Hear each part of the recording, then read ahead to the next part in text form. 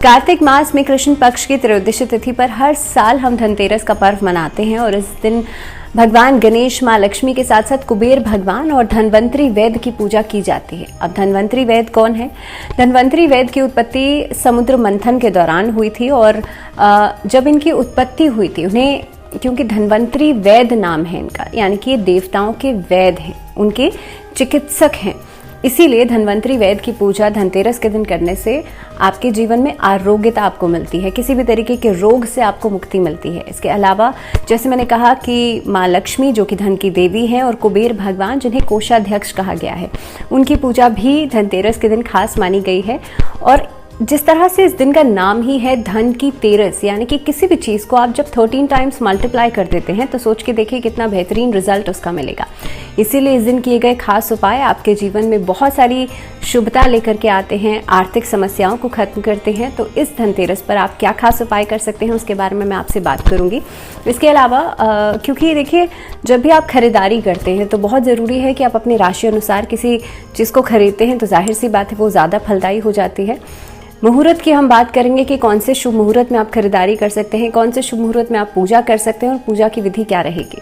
तो देखिए सबसे पहली चीज़ तो जो तिथि रहने वाली है, जो त्रयोदशी तिथि रहेगी वो 10 नवंबर से शुरू हो जाएगी और 10 नवंबर से 12:35 से लेकर के 11 नवंबर 1:47 तक त्रयोदशी तिथि रहने वाली है। लेकिन जब धनतेरस की पूजा की हम बात करते हैं तो प्रदोष काल का महत्व बढ़ जाता है। अब प्रदोष काल जो है वो पड़ रहा है 10 तारीख की शाम को, क्योंकि शाम का समय जो होता है संध्या काल से 1.5 घंटा पहले और 1.5 घंटे बाद का समय, इस समय को प्रदोष काल कहा जाता है। अब ये जो समय पड़ रहा है वो 10 नवंबर को पड़ रहा है, इसीलिए 10 तारीख सही मानी जाएगी धनतेरस के पर्व को मनाए जाने के लिए।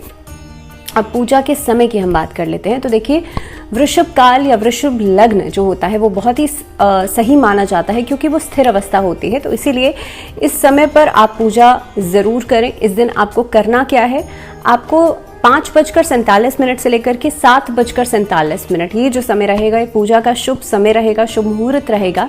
इस समय के अंदर आपको भगवान गणेश, माँ लक्ष्मी, कुबेर भगवान की प्रतिमा को स्थापित करना है। इसके अलावा आपको कोशिश करनी है कि घर में अगर आर्थिक समस्याएं बहुत ज़्यादा हैं तो इस दिन आप एक लाल आसन बिछा करके उस पर श्रीयंत्र की स्थापना भी कर सकते हैं। साथ ही में श्रीयंत्र की स्थापना करने के बाद आप वहां पर बैठ करके गाय के घी का दीपक जलाएं और श्री सूक्त जी का पाठ जरूर करें।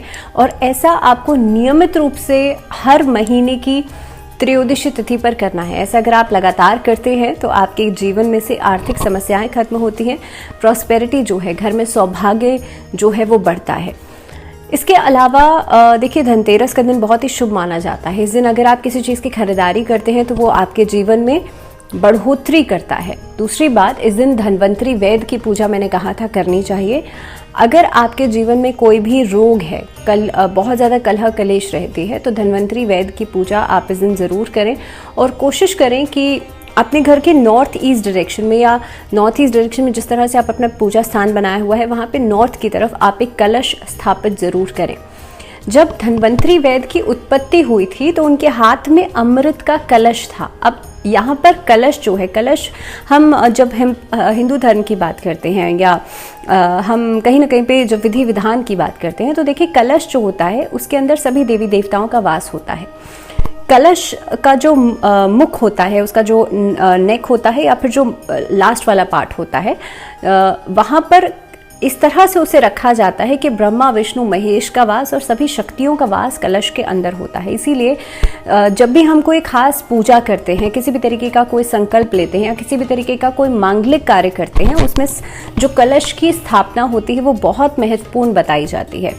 अब आपको कलश, क्योंकि जो उत्तर की दिशा है ये कुबेर भगवान की दिशा है और उत्तर की दिशा पानी की दिशा भी मानी जाती है, तो इसीलिए घर के उत्तर की तरफ में आप एक कलश भर के ज़रूर रखें। कलश आपको कोशिश ये करना है खाली नहीं रखिएगा, उसमें जल थोड़ा सा डालिए, उसमें थोड़ा सा गंगा जल डाल दीजिए। उसके बाद आप उसमें एक सुपारी डाल सकते हैं, थोड़े से अक्षत डाल सकते हैं और एक कॉइन, या तो आप चांदी का सिक्का डाल दीजिए या फिर एक सिंपल कॉइन जो होता है वो आप उसमें डाल दीजिए। और उसके बाद आप जब कॉइन डालें तो उसमें आपकी मनोकामना जो है वो बोल करके डालिएगा और आप देखेंगे कि कुछ ही दिनों में आपके जो भी आर्थिक समस्याएं हैं वो खत्म होंगी और आपकी जो आपने जो मनोकामना कही है वो ज़रूर पूरी होगी।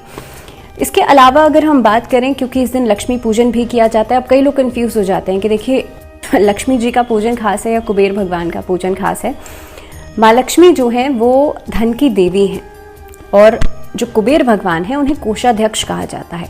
तो इसीलिए आप धन की देवी की पूजा तो करेंगे ही, लेकिन साथ ही साथ में कुबेर भगवान जब तक वो आपको एंट्री नहीं देंगे तब तक आप अंदर कैसे जाएंगे। तो इसीलिए उनकी पूजा करना भी बहुत ही ज़्यादा महत्वपूर्ण है।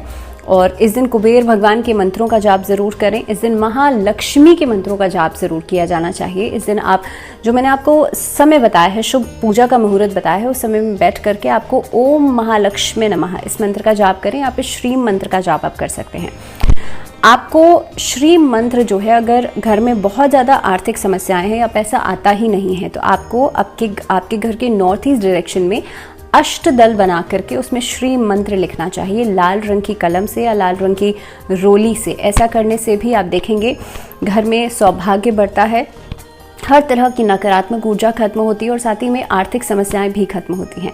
इसके साथ साथ अगर, क्योंकि धनतेरस का दिन देखिए घर में, ऑफिस में, दोनों ही जगह पूजा की जाती है, तो ऑफिस में अगर आप पूजा कर रहे हैं तो वहाँ पर भी आप श्री यंत्र की स्थापना कर सकते हैं। वहाँ पर आप लक्ष्मी गणेश जी की स्थापना कर सकते हैं। अब कई लोग कंफ्यूज हो जाते हैं कि भाई दीपावली भी है और धनतेरस भी है। वैसे तो ये 5 पर्व जो बताए गए हैं, पाँचों दिन अलग अलग तरह से पूजा की जाती है और इन 5 दिनों पर दीपदान का महत्व भी बहुत ज़्यादा होता है। लेकिन जिस दिन आप धनतेरस के दिन पूजा कर रहे हैं उस दिन नई चीज़ों की खरीदारी करेंगे और लक्ष्मी गणेश जी की पूजा करेंगे। लेकिन जो नई मूर्तियां हैं वो आप दीपावली के दिन ही स्थापित करेंगे। लेकिन हाँ, श्री यंत्र की स्थापना आप धनतेरस के दिन भी कर सकते हैं। मान लीजिए आप खरीदारी ही कर रहे हैं तो चांदी के श्री यंत्र ला करके घर के उत्तर पूर्व दिशा में आप ला करके स्थापित कर सकते हैं और साथ ही में उनके साथ आप पूजा कर सकते हैं।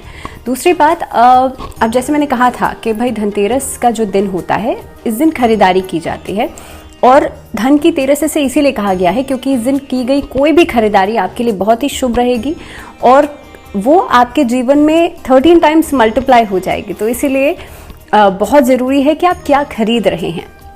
अब सबसे पहले अगर मैं बात करूं मेष राशि, आप लोगों के लिए, मेष राशि वाले जो लोग हैं, देखिए आप पंच धातु का कुछ भी सामान आप घर में ला सकते हैं या फिर आपको कोशिश करनी चाहिए कोई भी लाल रंग की वस्तु आप घर में लेकर के आ सकते हैं या फिर आपको कोशिश करनी चाहिए आप लाल रंग का कोई पूजा का वस्त्र आप घर में ला करके घर के नॉर्थ ईस्ट डायरेक्शन में लगा सकते हैं। तो आपका जितना भी सामर्थ्य है उसके अनुसार आप खरीदारी कर सकते हैं या फिर गोल्ड की खरीदारी भी इस दिन करना आप लोगों के लिए शुभ रहेगा।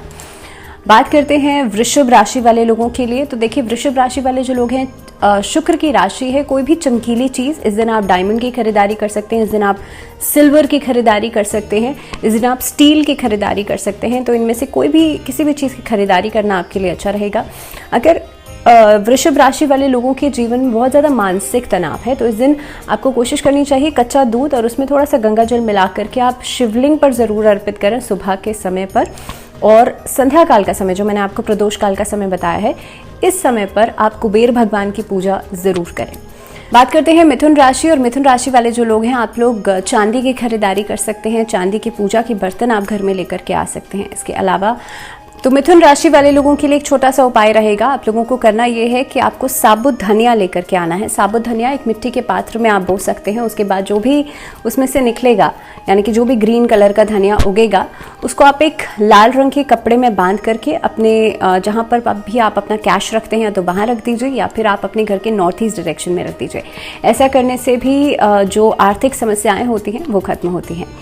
बात करते हैं कर्क राशि। कर्क राशि वाले लोगों के लिए देखिए चांदी की खरीदारी करना बहुत ही शुभ माना जाता है, लेकिन अगर आप चांदी नहीं अफोर्ड कर सकते तो आप स्टील की या स्टील के किसी पात्र को खरीद सकते हैं। लेकिन कोशिश करें इस दिन संध्या काल के समय या प्रदोष काल के समय खीर पंचमेवी की बना करके उसी पात्र के अंदर आप माँ लक्ष्मी को भोग ज़रूर लगाएं। बात करेंगे सिंह राशि। सिंह राशि वाले लोगों के लिए सोने की खरीदारी अच्छी है, तांबे की खरीदारी अच्छी है। अगर आप तांबा खरीद रहे हैं तो खरीद करके सबसे पहले किसी मंदिर में आप उसे अर्पित ज़रूर करें, भगवान को अर्पित ज़रूर करें। उसके बाद आप उसका इस्तेमाल करेंगे तो बहुत अच्छा रहेगा। बात करते हैं कन्या राशि। कन्या राशि वाले लोगों के लिए देखिए चांदी की खरीदारी आपके लिए अच्छी है, नहीं तो किसी अष्ट धातु को भी आप खरीद सकते हैं। इसके अलावा आप कोशिश करें अगर आप किसी फीमेल को या अपनी मदर को, अपनी वाइफ को, अपनी सिस्टर को या अपनी बच्चे को, छोटी बेटी को आप अगर उनको गिफ्ट करते हैं तो भी आपके लिए अच्छा रहेगा। उनको आप सिल्वर एंकलेट्स गिफ्ट कर सकते हैं। अगर आप किसी बच्ची को गिफ्ट कर रहे हैं तो आप सिल्वर एंकलेट्स गिफ्ट कर सकते हैं। एंड मेक श्योर कि सबसे पहले आप उन्हें माँ लक्ष्मी को अर्पित कीजिएगा, उसके बाद आप उनको दे सकते हैं। बात करते हैं तुला राशि। तुला राशि वाले जो लोग हैं, आप लोगों के लिए भी इस दिन स्टील की खरीदारी अच्छी रहेगी, नहीं तो चांदी का भी कोई भी ऑर्नामेंट आप खरीद सकते हैं। तुला राशि वाले लोगों के लिए खास तौर पर जो महिलाएं हैं उनके लिए इस दिन माँ लक्ष्मी को श्रृंगार का सामान अर्पित करने से भी आपके जीवन में स्थिरता बढ़ेगी, आर्थिक स्थिति बेहतर होगी। वृश्चिक राशि वाले जो लोग हैं उन लोगों के लिए देखिए तांबे की खरीदारी बहुत अच्छी रहेगी। इस दिन आप तांबा खरीद सकते हैं, इस दिन आप गोल्ड भी खरीद सकते हैं। बात करते हैं धनु राशि। धनु राशि क्योंकि गुरु की राशि है, गुरु इस समय पर मेष राशि में स्थित हैं और अब आपके लिए बहुत हद तक बेहतर हो गए हैं सभी राशियों के लिए। तो आपके लिए गोल्ड की खरीदारी इस दिन बहुत अच्छी रहेगी। अगर आप गोल्ड में इन्वेस्ट नहीं कर सकते, गोल्ड नहीं खरीद सकते हैं, तो इस दिन आप कोशिश करें तांबे की खरीदारी भी कर सकते हैं। तो धनु राशि वाले लोगों के लिए खास उपाय रहेगा, आप लोगों को इस दिन भगवान विष्णु को पीले रंग के वस्त्र अर्पित करने हैं। और जिन लोगों को शादी में दिक्कत हो रही है, शादी में समस्या हो रही है, पीले कपड़े में बांध करके हल्दी की साबुत गांठ आप उनको अर्पित कीजिएगा और ओम नमो भगवते वासुदेवाय इस मंत्र का जाप जरूर कीजिएगा।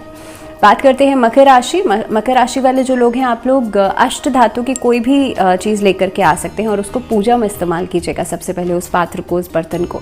इसके अलावा आप लोगों के लिए ज़रूरी है जिनका कुंडली के अंदर चंद्रमा बहुत अच्छा नहीं है, उनके लिए स्टील की या चांदी की खरीदारी करना भी अच्छा रहेगा। बात करते हैं कुंभ राशि। और कुंभ राशि वाले जो लोग हैं, आप लोगों के लिए भी इस दिन स्टील की कोई खरीदारी कर सकते हैं या अष्ट धातु के किसी बर्तन की या किसी भी पात्र की आप खरीदारी कर सकते हैं। बात करते हैं मीन राशि। मीन राशि वाले लोगों के लिए सोने की खरीदारी करना अच्छा है। इसके अलावा आप चांदी का कोई ऐसी चीज़ घर में ला सकते हैं जिसका इस्तेमाल पूजा में होता हो, तो चाहे छोटा सा ही आप लेकर के आएँ, आप चांदी का कोई भी छोटा बर्तन आप ला सकते हैं। इसके अलावा मीन राशि वाले लोग चांदी का लक्ष्मी गणेश जी का सिक्का भी अगर लेकर के आएंगे तो भी आपके लिए अच्छा रहेगा, लेकिन कोशिश ये कीजिएगा उस चांदी के सिक्के को सबसे पहले आप पूजा में इस्तेमाल ज़रूर करें, यानी कि उसकी पूजा ज़रूर कर लें। अब धनतेरस का दिन देखिए बहुत ही ज़्यादा महत्वपूर्ण होता है और कई सारे खास उपाय किए जा सकते हैं। तो सबसे पहली बात तो ये है, अगर आपको आपकी राशि पता है तो आप ये सभी चीज़ों की खरीदारी कर सकते हैं, लेकिन अगर आपको आपकी राशि नहीं पता है तो देखिए चांदी की खरीदारी या सोने की खरीदारी बहुत ही शुभ मानी जाती है। धनतेरस के दिन आप या तो चांदी का लक्ष्मी गणेश जी का सिक्का लेकर के आ सकते हैं, उसको आप पूजा में इस्तेमाल कीजिए धनतेरस पर भी और दीपावली पर भी। अदरवाइज आप सोने की खरीदारी भी कर सकते हैं। अब अगर मैं खास उपायों की बात करूं तो इस दिन लक्ष्मी चालीसा का पाठ करना प्रदोष काल, जो मैंने आपको मुहूर्त बताया है उस समय पर, ये आपके लिए बहुत ही ज़्यादा फलदायी रहता है और कहीं ना कहीं पे आपके जीवन में से आर्थिक समस्याओं को ख़त्म करता है। दूसरी बात कि इस दिन कुबेर भगवान की जब आप पूजा करेंगे तो कुबेर भगवान की पूजा में कोशिश ये कीजिएगा कि आप लोग खीर का भोग ज़रूर लगाएं। इस दिन कोशिश करें आप लोग पंचमेवे का भोग ज़रूर लगाएं। माँ लक्ष्मी को कोशिश कीजिएगा कि नारियल आप लोग ज़रूर अर्पित करें। और देखिए धनतेरस की पूजा में भी जब आप संकल्प लेकर के पूजा करेंगे तभी वो आपके लिए फलदायक रहेगी, तो इसलिए जब आप पूजा की शुरुआत करेंगे तो वो संकल्प के साथ कीजिएगा। एक बहुत अंतिम बात ये रहेगी कि इस दिन जब आप पूजन कर लेंगे उसके बाद धनतेरस से लेकर के, वैसे तो पूरे कार्तिक मास में ही दीपदान का महत्व बहुत ज़्यादा है, लेकिन ख़ास तौर पर ये जो 5 पर्व हैं उसमें दीपदान का महत्व और भी ज़्यादा बढ़ जाता है। तो इसीलिए कोशिश कीजिएगा कि धनतेरस के दिन से लेकर के आप भैया दूज तक ये जो 5 पर्व हैं उस पर दीपदान ज़रूर करें। किसी भी मंदिर में जा कर के आप 51 दीपक या 11 दीपक या जितना भी आपका सामर्थ्य है उतने दीपक आप ज़रूर जा कर के लगाएं। उन दीपकों से अगर आप स्वास्तिक बना देंगे तो बहुत ही अच्छा रहेगा, नहीं तो आप ऐसा नहीं कर सकते हैं तो सिर्फ जा कर के आप दीपदान कर देना ही आपके लिए बहुत ही ज़्यादा अच्छा रहेगा।